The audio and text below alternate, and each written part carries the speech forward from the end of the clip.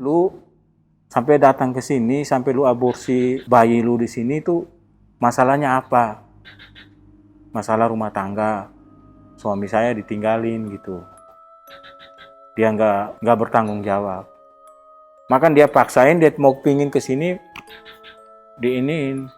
dikeluarin. Ternyata nggak bisa, maksudnya nggak selamat gitu. Tempat untuk istilahnya pembuangan bayi, aborsinya ada, kuburnya ada di situ, di sini kamar sebelah sini. Kita manggul gitu bang, rasa berat gitu. Sampai orang yang itu bilang, bang, udah dah kita keluar aja. Di abang itu udah banyak itu bocah semua itu, pengen minta tolong mereka.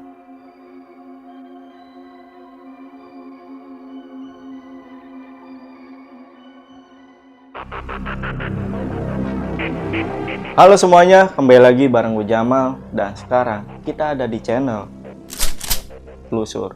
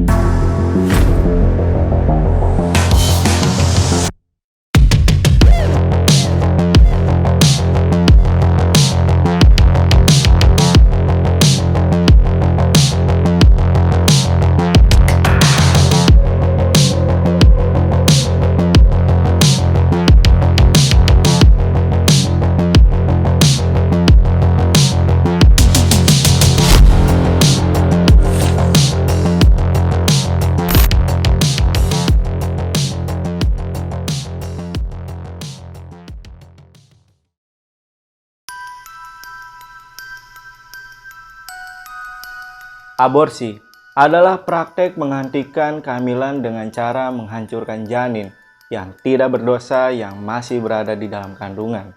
Banyak wanita-wanita yang tidak bertanggung jawab dan memutuskan untuk mengakhiri kehamilannya dengan jalan aborsi karena berbagai alasan. Dan di kesempatan kali ini, gua dan tim Lentar Malam mendatangi sebuah tempat di daerah Jakarta Selatan yang menurut beberapa informasi, jika tempat ini adalah tempat praktek klinik aborsi ilegal yang sekarang sudah terbengkalai. Dari berbagai informasi yang kita dapat, klinik ini sudah kosong kurang lebih 12 tahun yang lalu. Dan ketika kita bertemu dengan Pak Julius, penjaga klinik aborsi yang ada di sini, beliau juga membenarkan jika memang dulunya tempat ini sering didatangi oleh para wanita yang hamil di luar nikah. Dan para wanita ini meminta untuk menggugurkan janin yang ada di dalam kandungannya. Lalu janin-janin yang sudah berhasil dikeluarkan dari kandungannya langsung dikubur di klinik itu. Bahkan ada beberapa wanita yang meninggal di klinik ini ketika melakukan aborsi. Maka nggak heran jika tempat ini sering diteror oleh sosok anak kecil dan tangisan arwah wanita hamil yang meminta tolong.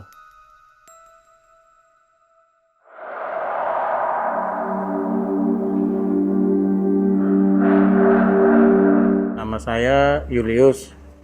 Udah lama sih di sini, udah 2 tahun lah di sini. Dulu di sini kita belum pernah tinggal, masih di sebelah. Pas mereka dari punya klinik ini keluar, itu juga kita belum berani, karena kita lama di bawah kan banjir kan. Jadi kita usahain pindahin ke sini. Izin dulu sama yang punya pegangan di sini. Jadi kita pindah di sini juga belum lama juga di sini. Ini dulu tempat klinik aborsi, klinik prapanca. Tapi namanya juga jarang orang dengar. Bilangnya klinik, tapi orang nggak tahu. Ya kayak ilegal lah. Kita aja juga nggak tahu bang. Kita yang tinggal di sini, kita juga nggak tahu tempat ini. Kiranya rumah biasa. nggak ada istilahnya ada pelangnya, ini nggak ada. Ya tempat ini kan tempat yang datang aborsi juga nggak sembarang orang juga sih, gitu. Ya tertutup lah. Karena sekarang ini karena dengan adanya yang datang syuting, ambil YouTube apa, jadi kan rame viral kan. Jadi banyak orang yang kesini datang lihat, pengen tahu gitu. Kalau untuk masalah beroperasi sampai kelar kita nggak tahu. Kalau untuk saya sih 2010 di sini. Kalau mereka abang-abang udah lama di sini dari tahun 2008 udah di sini. Tapi ini masih ada. Ini keluarnya tahun 2010 kalau nggak salah sih keluarnya. Pas aku pindah ke sini juga mereka udah keluar. Udah ditutup semua. Mungkin nggak tahu kenapa kita juga kurang tahu. Di sini yang meninggal sih ada. Tapi yang di sini banyaknya bocah, anak kecil. Lantai atas sini. Nah ini juga, gue juga merinding gue. Kebanyakan bocah.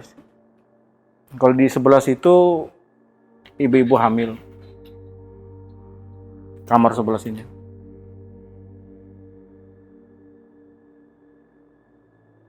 Kalau kayak bau bangke, bau apa tuh ada di sini. Pokoknya dari sana ke sini nih. Jalur kosong ini itu pokoknya kalau jam-jam 6 rasanya tuh aneh sekali bang, baunya. Kayak bau amis gitu. Pokoknya dari pojok sini sampai tangga situ. Itu kalau jam-jam 6 maghrib gitu.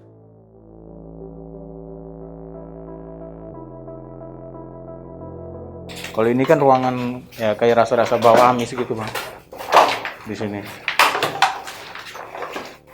Nah, sini. Ini kamar semua, kamar pasien bang. Kamar pasien? Ya. Ini pokoknya dari ujung sampai ke sini nih, itu rasa kayak bau amis? Iya.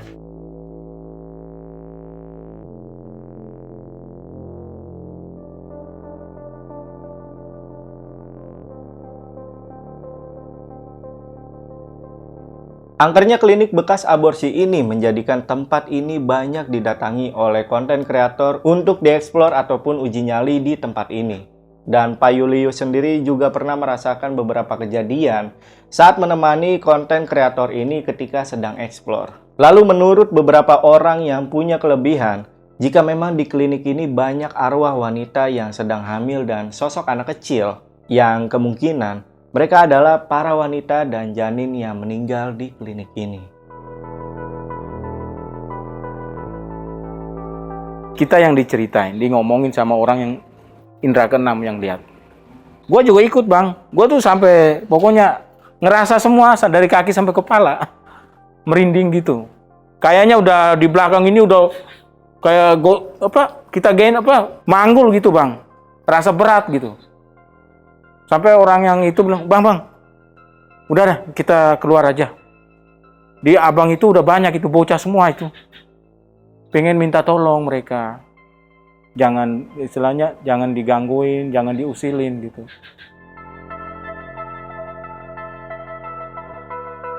Kalau tangisan bayi, kalau gue sih nggak kedengaran. Tapi yang datang ke sini, yang pakai perekam itu, kayak radio gitu bang, yang kotak box gini, nangis tuh di sini, sama yang di situ. Di situ cewek yang lagi gini, minta tolong, abang, minta tolong keluarin saya dari sini. Gitu, saya disiksa. Pakai alat perekam. Iya alat perekam, ngomong langsung bang, langsung ngomong di alatnya itu. Orangnya sebenarnya kemarin juga mau ke sini lagi, namanya Bang Kevin, dia mau datang lagi. Gua nunggu juga nggak datang, belum datang dia. Ada, ini nangis di sini nih bang, di tangga situ, tangga yang sebelah, yang naik ke atas itu bang. Di situ teriak nangis, Pak minta tolong, saya pingin keluar dari sini. Itu cewek, ibu-ibu lagi hamil. Minta tolong itu sampai teriak-teriak.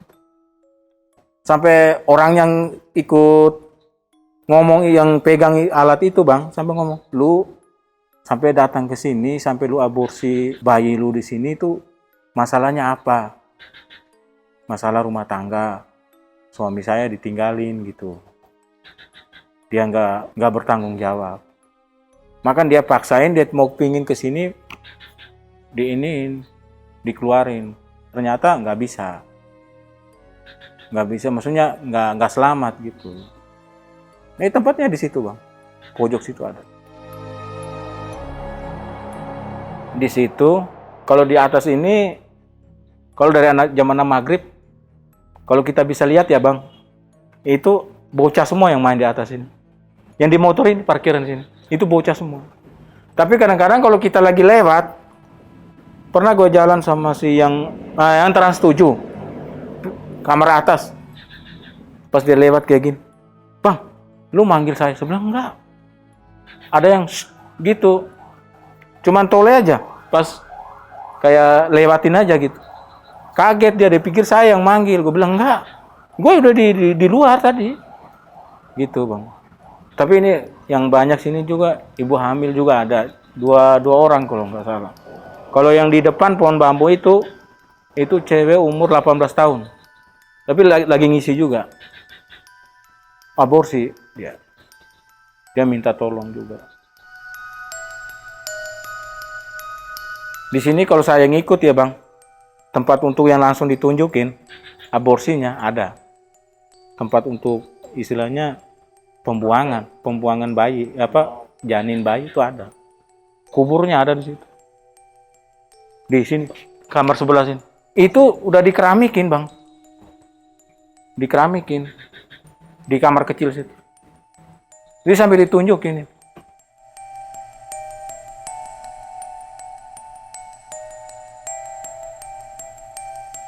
Kalau untuk kuburan bayinya sendiri itu di mana Pak? Oh ya, di sini bang.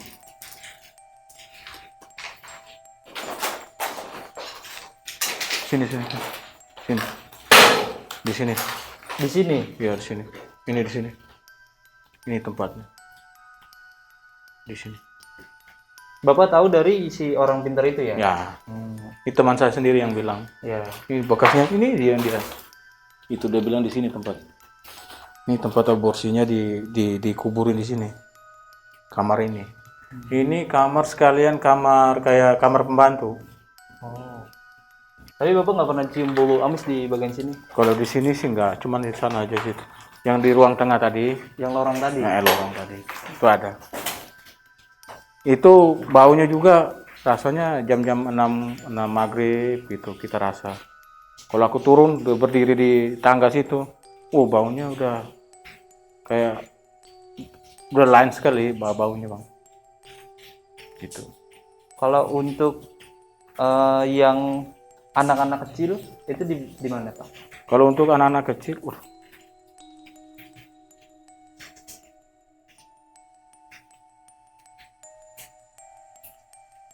ada yang ikut sih. Ada yang ikut? Iya.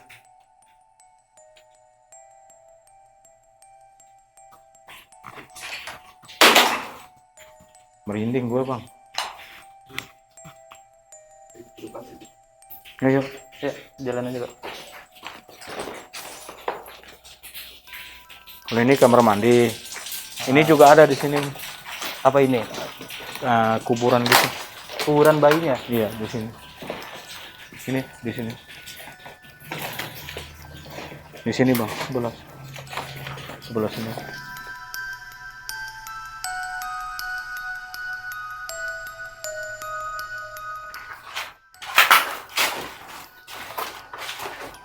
Ini kan dapur nih bang. Dapur? Ya dapur sini. Di sini bang. Nih, ini cewek di sini. Di sini cewek? Nah, cewek. Oh. Dia minta tolong di sini. Abang tolongin saya. Tapi kejadiannya cuma sekali aja ya? Ya, di sini. Pas di sini. Lama di sini kita ngobrol di sini sama orangnya, sama itunya yang bawa alat radionya itu.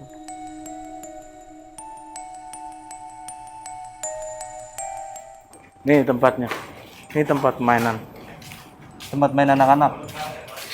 Dari sini sampai di situ, dari situ. Pokoknya ruang penanganan pertama di situ. Pokoknya sini. Kalau yang sering noleh di sini, kalau kita lewat nih dari sini, Ada yang ngintip. ada yang ngintip gini, Sosok apa itu? cewek. Cewek. Nah, kalau boleh tahu ini ruangan apa? Ini kamar, Kamar aja. ya kamar. Kalau untuk ruang prakteknya Ruang prakteknya di sini kayaknya, di sini. situ kayaknya. Itu kamarnya udah tinggal sih bang. Oh, udah dipakai ya? Iya.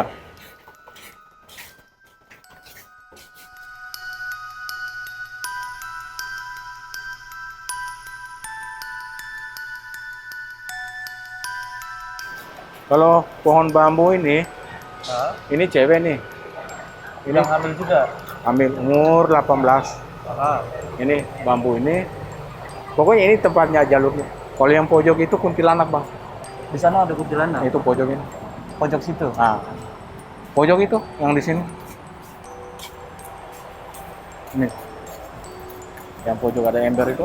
Itu sering duduknya di sini. Kuntilanak.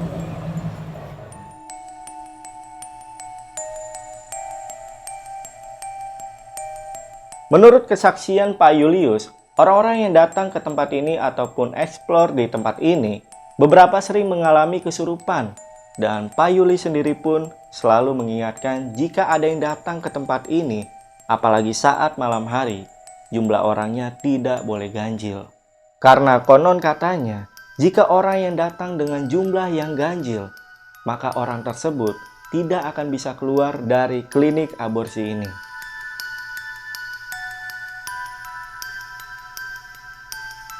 Kalau untuk reaksi sih kita sih nggak ada, cuman rasa aja, rasa kayak dekat ke kita gitu. Kalau untuk kita mau reaksi kayak kesurupan apa sih nggak ada. Cuman yang lain aja nggak sering aku ngikut sama yang lain itu ada yang kesurupan. Pokoknya banyak, ada yang sampai lari ke jalan, hampir mobil tabrak itu, cewek. Itu yang dari Bandung di sini sampai di sini ada yang uji nyali juga. Itu sampai cuman nyala, cuman pakai HP, uji nyali di sini sampai nggak bisa keluar. Tunggu itu apa terawangnya kok apa itu yang datang, baru bisa. Ditutupin jalurnya, pintunya ditutup. Sama makhluk yang ada di sini. Iya. Tapi masuk di sini kalau kayak jam-jam 6, jam 7 itu turun ke sini, pokoknya masuk nggak boleh ganjil. Nggak boleh ganjil, harus genap. Dulu pernah dikasih itu, ganjil, sampai nggak bisa keluar. Dimutar aja ke sini. Dari ke depan ke sini, sampai ke pojok sini. Pokoknya gitu aja dimutarin terus, ditutupin jalannya mereka. Buat untuk keluar.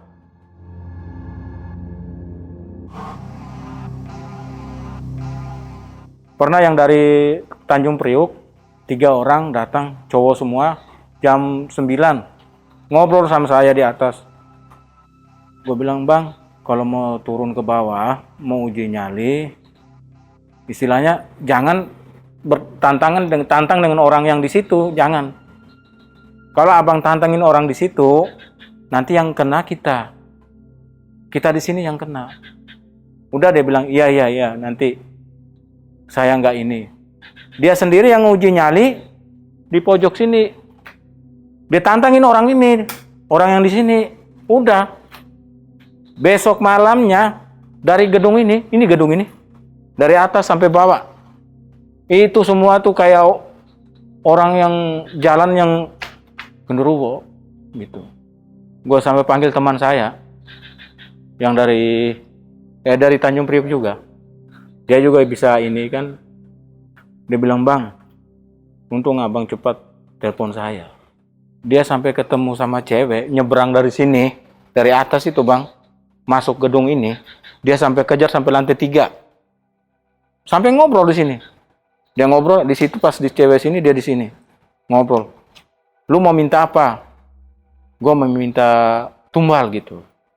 tumbal apa lu minta, jangan manusia. Lu kalau mau minta yang lain boleh, tapi jangan manusia. Dia bilang enggak, saya minta darah manusia.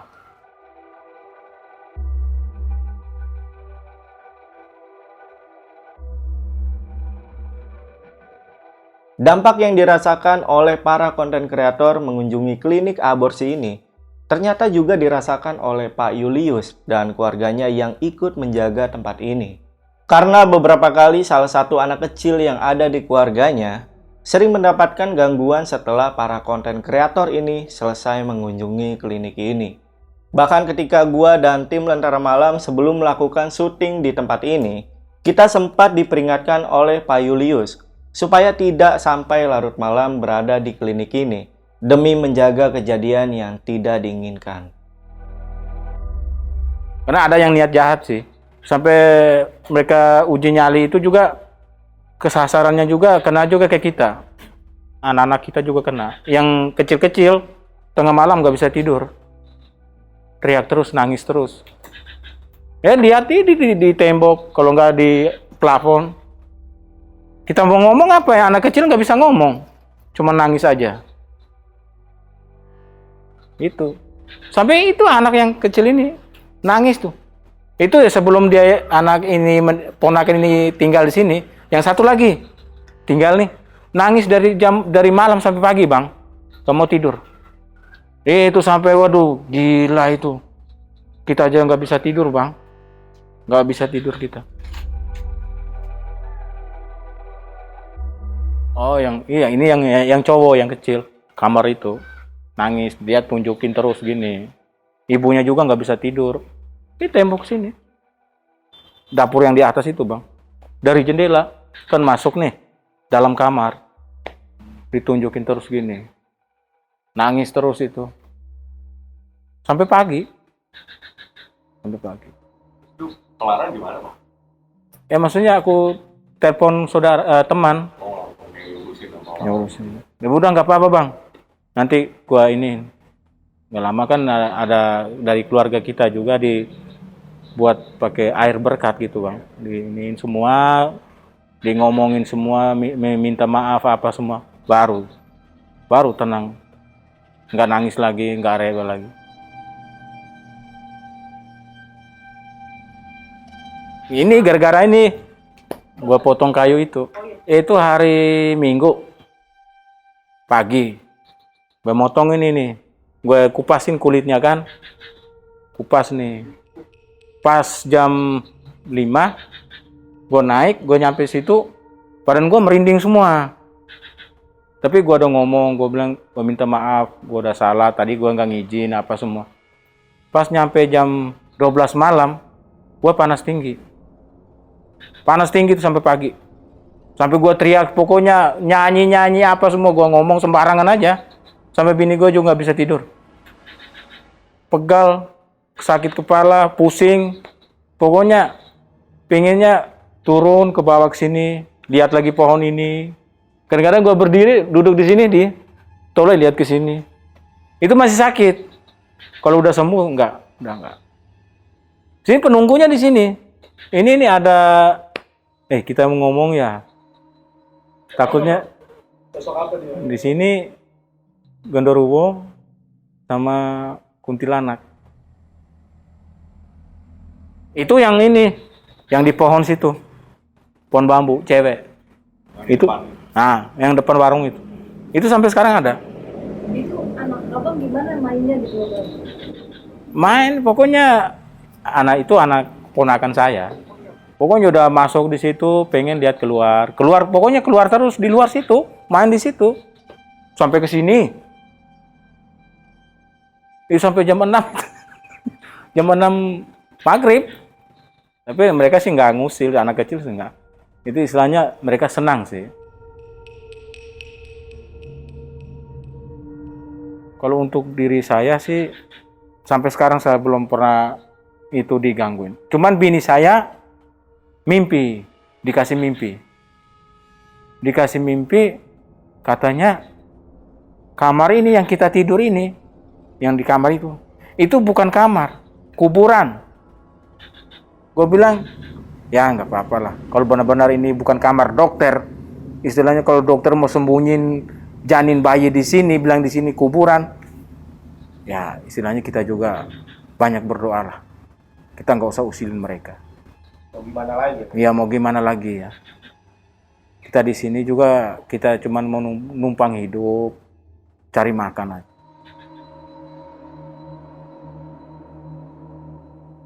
Ini kamar semua bang, sampai sebelah-sebelah ini kamar semua.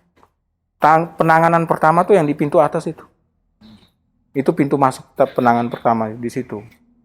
Kalau kamar dokter tuh yang kita tinggal sekarang, yang di atas. Itu orang sampai, itu datang itu sampai bilang, bang, ibu-ibu ini, mereka ada datang satu kru, ada berapa orang itu, sampai ngomong sama saya, bang, abang termasuk tuh berani banget tinggal di sini. Sebenarnya tempat ini untuk tempat buka kayak aula gitu. Kalau untuk mau tinggal nggak berani. Saya bilang, Bu, kita dari jauh-jauh cuma datang cari numpang hidup. Ya kita ngapain juga kita ngusilin mereka gitu. Mereka juga ngerti, mereka juga tahu kita. Kalau kita usilin mereka, mereka juga lebih jahat lagi sama kita. Kalau kita nggak ngusilin, mereka juga nggak ngapa-ngapain kita. Gitu. Intinya pertamanya kita harus izinin sama mereka, ngomong baik-baik dengan mereka. Pasti mereka kasih kita jalan yang terbaik.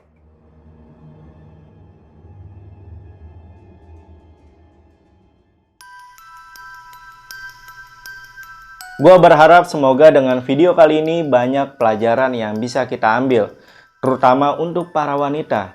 Semoga tidak ada lagi wanita-wanita yang berniat untuk aborsi dan tidak ada lagi praktek ilegal aborsi di sekitar kita. Oke, untuk episode kali ini gue rasa cukup. Jangan lupa buat kalian yang punya rekomendasi tempat ataupun kejadian yang bisa kita telusur, teman-teman bisa langsung aja DM ke IG-nya Lentera Malam atau DM ke IG pribadi gue. Untuk linknya gue taruh di deskripsi. Yaudah, gue Jamal dari Lentera Malam pamit. Bye.